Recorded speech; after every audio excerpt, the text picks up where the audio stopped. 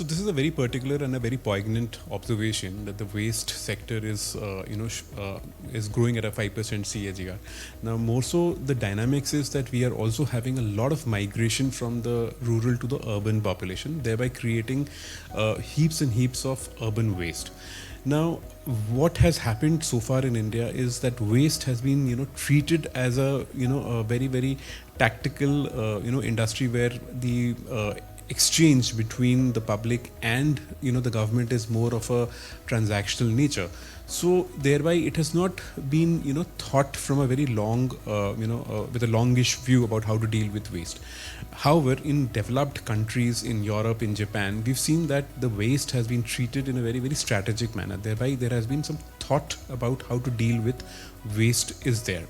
Now, it is a great opportunity for companies from from Europe to come into Indian waste sector, because this sector has huge potential, and as a population we'll keep on generating waste. Now, what are some of the opportunities? There are tremendous amount of innovation which can happen into this industry by the way we treat waste, we handle waste, we sort waste, we segregate waste, and we create a culture of about how to handle waste. Now, these are certain areas where a lot of companies from Europe can enter into the market, perhaps bring in a lot of technologies like computer vision, artificial intelligence in dealing with waste, and thereby impact the sector in total, hand in glove with the government, because this finally falls in the purview of the Indian government. So thereby I feel there is a lot of opportunity for companies coming out of Europe into this sector. I think the global, companies are evaluating the Indian waste sector because, as I said, Indian waste sector has been a step brotherly or a stepson treatment. But today, the government cannot, or the people cannot go on with this particular mindset. Today, we have to think about the generations to come because resources are depleting, and our traditional mindset of just creating landfills or heaps and heaps of garbage can no longer work. Just look at Delhi today, because Delhi has heaps and heaps of waste which are lying around, which were not part of the integral city at one point in time. But today, with the expansion, the radial expansion of the city, those landfills have become eyesore.